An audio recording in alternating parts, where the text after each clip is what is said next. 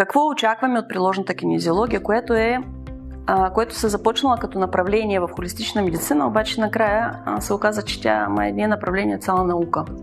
И най-ценното в тази наука това, че тя успяла да интегрира, да обедини много направления в нетрадиционната медицина, като за всяко едно от тях тя предложила вариантите за целенасочено търсене, за целенасочена диагностика и по-филтрирани анализи, които се изискат обикновено в процеса на диагностика и избора на терапия, което е много важно. Ние понякога или даже в повечето случаи сме научени да имаме готови диагнози.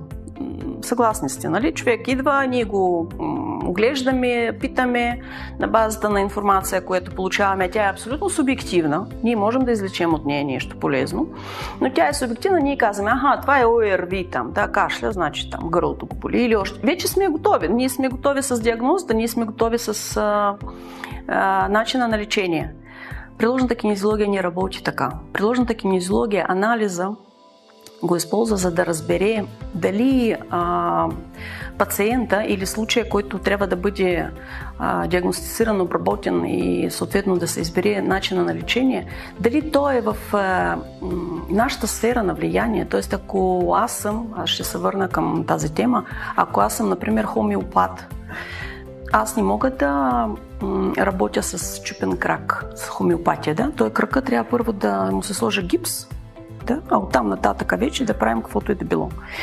Или ако човек има някакъв синдром, свързан с много силно психическо претоварване и се нуждае наистина от някакви препарати, няма какво да му обяснявам как да прави упражнения с дишане и с други неща, да се вкара в час. Тоест всеки един случай, независимо от това какви клинични прояви представя, как презентира своето заболяване, има се свой специфичен начин на лечение, който приложната кинезиология позволява да разбере какво точно за този пациент е необходимо.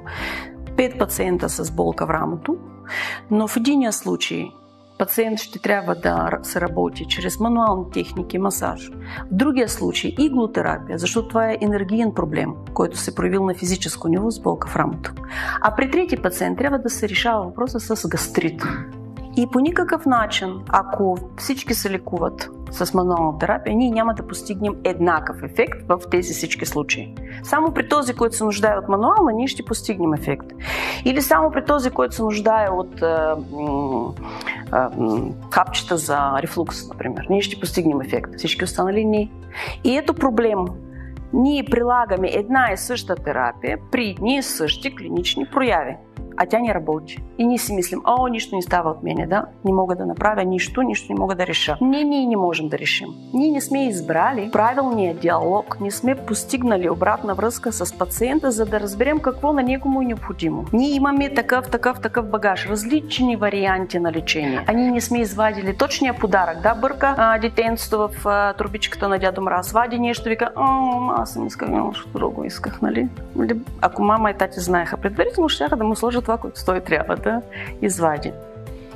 Така, приложната кинезиология на базата на обратна връзка с тялото, с нервната система, с биохимичните вещества, с модели на обмяната, влизайки във връзка с емоционалния статус на пациента, избира начин за лечение спрямо отговора, който получил.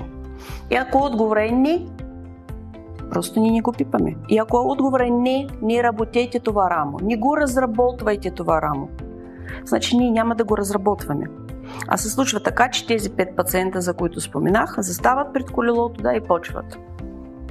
Единия казва супер, а другите казват, докторе, може ли повече да не идвам тук на тази физиотерапия, че направо вече така рамото ми се надува. Имало такива случаи, нали?